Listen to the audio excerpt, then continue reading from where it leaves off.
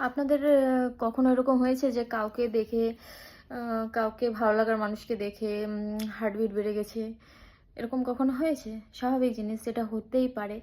তো আপনার যে এই গুরু উম রন্ধাওয়ার একটা নতুন সং ভাইরাল হয়েছে, ডোপামিন ডোপামিন ডোপামিন। तो मलोनी है हाथ देवे डोपामीन बेबी नी बेबी तेरी अख देवे डोपामीन हल्का जा सानू तेरा टच देवे डोपामीन সবাই ভিডিও বানাচ্ছে। হ্যাঁ, সেটারই একটা আমি ডোপামিনের ফাংশন বলি যে সেকেন্ডারিলি, প্রাইমারিলি ডোপামিন কিন্তু নিউরো ট্রান্সমিটার, যেটা এক নার্ভ সেল থেকে ব্রেনের আরেক নার্ভ সেলে সিগন্যালকে ট্রান্সমিট করে। নিউরো ট্রান্সমিটারে এটাই কাজ। সেকেন্ডারিলি ডোপামিন কখনো কখনো হরমোনের মতো আচরণ করে।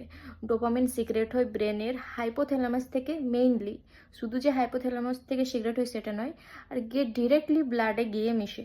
তখন ডোপামিনের কাজ হচ্ছে এটাই, ব্লাডে মেশার পর ব্লাড প্রেশার বাড়িয়ে দেয়। ব্লাড প্রেশার বেড়ে যাওয়া মানে হচ্ছে কার্ডিয়াক আউটপুট বেড়ে যাওয়া। কার্ডিয়াক আউটপুট বাড়া মানে হার্টবিট বাড়া।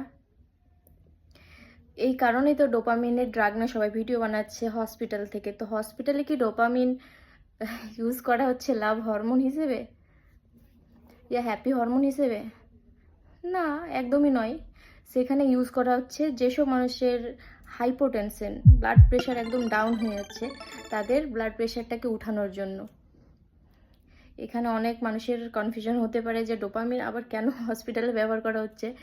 কারো প্রেমে পড়ার জন্য ব্যবহার করা হয় না।